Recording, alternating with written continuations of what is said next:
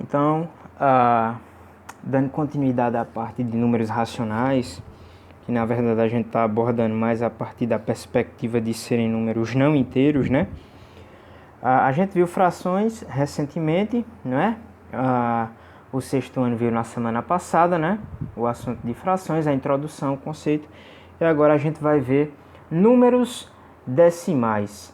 Então, números decimais, eles são como as frações. Eles também servem para representar números quebrados. Eles servem para representar números que não estão inteiros, tá?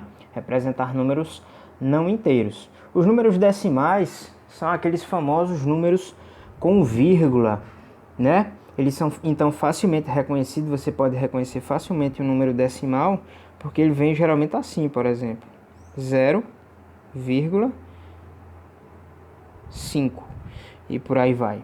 Fácil de reconhecer esses números decimais, tá? Os números decimais, então, eles representam partes de números, assim como as frações, eles representam números que não estão inteiros. Então, por exemplo, recuperando aquela ideia de uma fração de um círculo, por exemplo, quando eu tinha isso aqui e eu pintava essa parte, a gente representava isso aqui com a fração 1/4, né? 1/4. E agora a gente pode usar também os números decimais para representar isso aqui. Essa fração aqui, ela pode ser representada por 0,25, tá? 0,25 é o número decimal, que é a mesma coisa que 1/4, que é a mesma coisa que essa pequena fração aqui da figura que a gente tem aqui, que a gente está levando em consideração. Então, a princípio, porque, assim, como eu mostrei agora aqui as frações, existe uma relação entre números decimais e frações, tá? Ambos representam a mesma coisa, ambos representam números não inteiros, né? Números quebrados, frações de números. Frações de números podem ser representados na forma das frações ou na forma desses números decimais, tá? Eu poderia mostrar aqui a inter-relação entre fração e decimal. Para cada fração que existe, tem um número decimal que equivale a ela, tá? Então, quando você tem uma fração, você pode escrever ela na forma de um decimal sempre. Sempre dá para transformar a fração no decimal e dá para transformar o decimal na fração. Mas isso exigiria um raciocínio relativamente complexo e algumas habilidades em divisão, em continha de divisão, que a gente vai trabalhar independentemente, em breve, não agora. Então, por enquanto, o que eu quero focar com vocês é a parte aqui das propriedades dos números decimais. Então, é importante que vocês entendam que são números decimais, são a mesma coisa que frações, representam números não inteiros, são números quebrados, tá? A gente estudou os números naturais, os números inteiros do sistema de numeração decimal primeiro.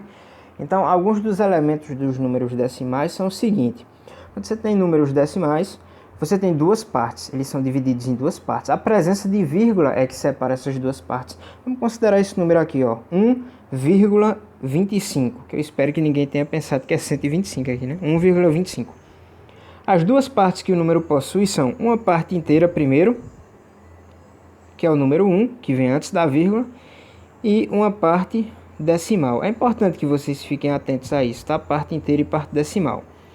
A parte que vem antes da vírgula é a parte inteira, tá? É a parte inteira. A parte que vem depois da vírgula é que é a parte decimal, ok? É muito importante que isso fique bem claro para vocês. O número decimal tem uma parte inteira, que é a que vem antes da vírgula, e uma parte decimal, que é a parte não inteira, que é a que vem depois da vírgula.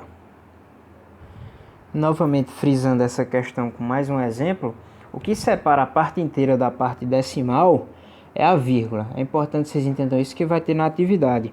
Então, ó, tudo que tem antes da vírgula, tudo isso aqui é a parte inteira, tá? Antes da vírgula é a parte